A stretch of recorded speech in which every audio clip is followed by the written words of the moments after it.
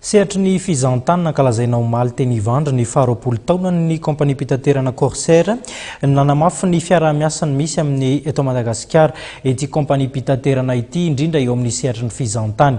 Mitondra fanazavana sy ny tsara ho fantatra mahakasika izay ny minisitry ny fizahantany malagasy Andriamatora Tsiraka Rolon. Kompania anankiray ity Corsair izay anisan'ny kompania ataontsika hoe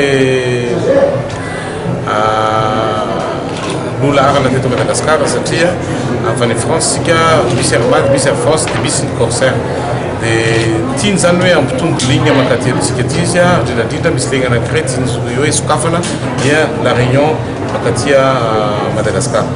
Tsara fantatsika fa La Réunion moa zany dia be dia be ny olona tokony makaty fa zany hoe somary fiampy serasera any amin'ny La Réunion dia vonona izy zany hiaraka amintsika manao publicité à La Réunion dia eo koa moa zany hitantsika fa efa tonga atao masina hoe Miss Réunion dia entiko aty izy mba misy convention soniavina hiaraka aminy amin'izay mba misy ambassadeur malagasy zay olona malaza zany zay olona ofidy malaza dia mba miteny amin'olona hoe mitongava aty Madagasikara. Any France asika dia anao an'izany hiezaka anao an'izany sika mitoerana rehetra zay afaka mandefa touriste aty amintsika.